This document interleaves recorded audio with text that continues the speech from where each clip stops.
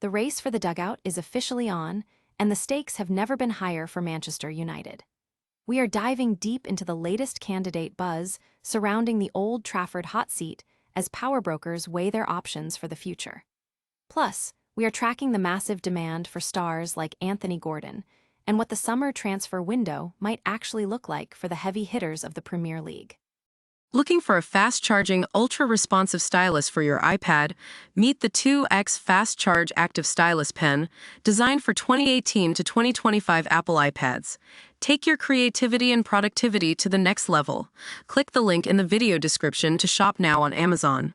Manchester United has officially wrapped up their behind-the-scenes due diligence in the search for a new manager. While Michael Carrick remains the man in pole position to take the permanent job following his impressive run, club chiefs are keeping their cards close to their chest as they wait to see if the team can secure a crucial Champions League spot. Crisis management is hitting a fever pitch for Michael Carrick as his squad faces a major defensive injury and suspension headache ahead of the Chelsea clash. With Harry Maguire banned and his defensive partners sidelined, Darren Fletcher has a massive decision to make regarding the academy stars who might be needed to step up on the biggest stage while juggling their own FA Youth Cup dreams. Could a shock move for Jude Bellingham actually be in the cards for Manchester United? Rumors are swirling about an audacious Cash Plus player offer involving the Real Madrid star that has the football world talking. Hit that like button and subscribe with notifications turned on so you never miss another exclusive update on the biggest stories in the game. Ever wonder what's actually happening behind the closed doors of football's biggest boardrooms? I'm David Ornstein, and today we're diving into the latest Ask Ornstein session to cut through the noise of the transfer market and managerial merry-go-round. Let's start with the hottest topic on everyone's lips, the Manchester United hot seat. While the rumor mill is spinning, the reality is that United is playing a high-stakes waiting game. Michael Carrick is currently in the driver's seat, and if he secures Champions League football, it's going to be incredibly difficult for the board to look elsewhere. But make no mistake, internal discussions are happening, even if the formal interview stage hasn't officially kicked off. They're being patient, and for good reason. In this game, one bad call can set a project back years. Meanwhile, the transfer market is feeling the squeeze. Whether it's Arsenal looking for that missing spark in attack, or Newcastle navigating the suffocating reality of PSR restrictions, the trend is clear. Clubs aren't just looking for talent, they're looking for players who can hit the ground running immediately. And don't get me started on the World Cup effect. It's essentially a massive logistical roadblock that's going to condense the entire transfer window into a chaotic sprint at the deadline. It's a fascinating, precarious time for the sport, and honestly, expect the unexpected. Keep your eyes peeled as we head into the summer because the dominoes are starting to line up. What do you think? Should United stick with Carrick or swing for a big-name replacement? Drop your thoughts in the comments below, and don't forget to hit subscribe so you don't miss the next big update. After all, in football, the truth is usually a lot more interesting than the headlines. Is Michael Carrick the man to finally steady the ship at Old Trafford, or is the Manchester United boardroom still keeping their options wide open? The race to be the next permanent United manager has hit a fascinating turning point, and it's time we look at exactly where things stand. David Ornstein, the voice of authority in football transfers, has just dropped a major update. He's confirmed that INEOS has officially wrapped up their background research on potential candidates. But here is the kicker. Despite that exhaustive homework, no formal interviews have taken place yet. This suggests a calculated, wait-and-see approach. Carrick, ever the club legend, was initially brought in as a temporary solution to replace Ruben Amorim. Let's be honest, he has significantly outperformed the skeptics, winning 7 of his first 11 games.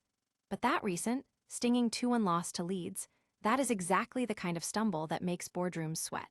It's clear that his path to the permanent seat is paved with one non-negotiable requirement: Champions League football. If he delivers top 4, he's likely the man. If he doesn't, the script flips entirely. Behind the scenes, the noise is settling down. Journalist Ben Jacobs has effectively shut the door on several high-profile names that fans have been clamoring for. Luis Enrique is heading to PSG, Gareth Southgate hasn't even been contacted, and both Xabi Alonso and Enzo Maresca are reportedly off the table. That leaves us with a very narrow focus. It's Carrick's to lose, but with sporting director Jason Wilcox leading the charge, nothing is set in stone until the final whistle of the season blows. Ultimately, it's a high-stakes gamble for a club that can't afford another wrong turn. Do you think Carrick has done enough to earn the job permanently, or should United be looking for a more experienced tactical heavyweight? Drop a comment below with your thoughts, and don't forget to hit that like button to keep up with all the latest developments from Old Trafford. Remember, in football, the narrative can change in a single match, so stay tuned. Manchester United is staring down a defensive crisis, and quite frankly, it is the kind of headache Michael Carrick didn't need right now.